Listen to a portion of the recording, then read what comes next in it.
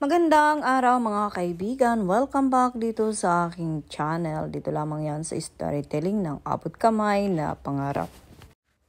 Sobrang tuwa nga ni RJ nang ibinalita niya kina Giselle at Annalyn na bumaba na nga daw ang desisyon ng korte tungkol dito sa kaso pag-file ni RJ ng annulment laban kay Moira. At natuwa naman itong si Giselle na sa wakas ay tuluyan na ngang naanal itong si RJ at si Moira.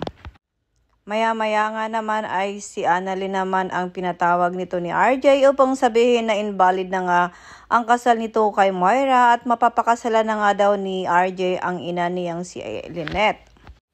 Sa kabilang banda naman ay nabalitaan naman agad ni Moira ang desisyon ng korte at nagulat naman ito sa kanyang nalaman at nagtanong kung ano nga daw ba ang lumabas sa korte sa pag-file ng annulment ni RJ laban sa kanya.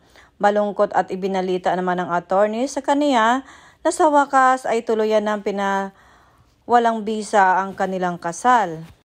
At dahil dito nagmamadali naman ngang umalis itong si Zoe upang ibalita nga ang resulta din ng korte sa kanyang ina, subalit ay dito naman siya hinarang ni Dax dahil sa hindi nga raw sinagot ni Zoe ang mga tawag nito at text.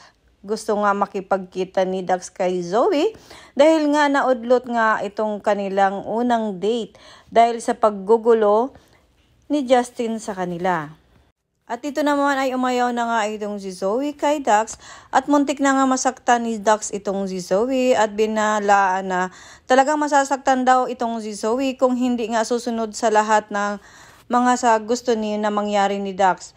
At wag daw siyang pipilitin na baka mapilitan siyang magsalita dito tungkol kina RJ at Giselle na may kinalaman nga itong si Zoe dito sa pagkidnap kay Don Pipi.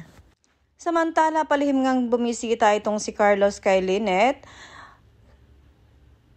sa kanyang kwarto at hindi na malaya ni RJ na itong kaharap niya at si Carlos pala dito dahil nag-disguise nga itong si Carlos ginamit ang uniform ng Apex upang malaya siyang makapasok dito sa kwarto ni Lynette.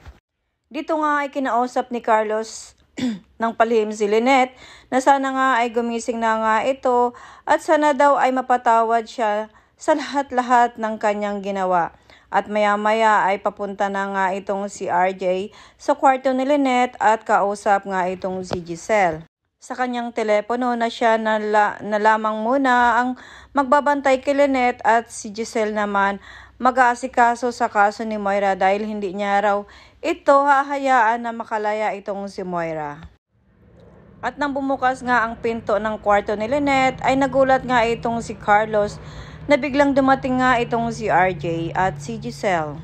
Samantala dumating na rin itong si Giselle sa Apex at ito nga ay nalaman kay Justin ang pagkipag-date ni Zoe kay Dax. At dito nga ay humingi ng pasensya itong si Justin kay Annalyn dahil nga sa nagkaroon nga sila ng sampalan ni Zoe dahil nga sa hinuhusgahan nga raw ni Justin itong si Zoe na may ginagawa nga ito, may kinalaman nga ito sa statement ni Dax na kung bakit nga ay nagbago ito.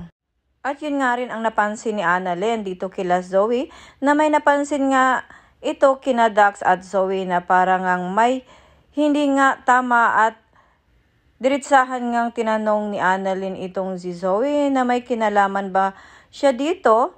Binalaan ni Annalyn si Zoe na huwag daw magsisinungaling sa kanya dahil kapag napatunayan, ibig sabihin makukulong nga itong si Zoe. Kaya yan ang ating pakaabangan mamaya kung ano nga ba ang susunod na mga kaganapan. Dito lamang yan sa abot kamay na pangarap. Maraming salamat.